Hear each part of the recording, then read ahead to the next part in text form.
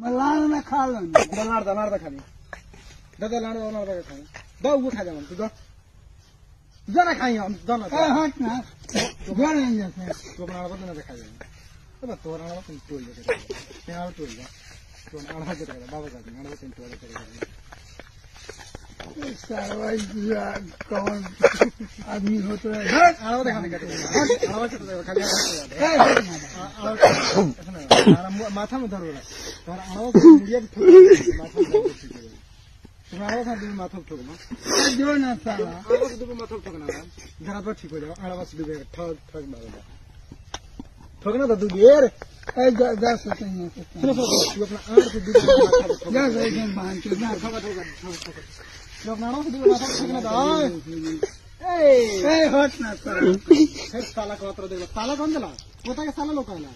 साला मत तो बढ़िया सार को साला क्या को अतर हमरा के सारवा कौन सारवा का बेटा को साला को अतर तू पर आती तू अपना आड़ा से दू बना माथा पर ठोकबा एगो बवाई गाड़ा से बवारी माथा बवारी गाड़ा से दही माथा माथा दादा ठीक हो ठोका ना ए हट में की ना ठोकबा कि ना ठोकबा ना आड़ा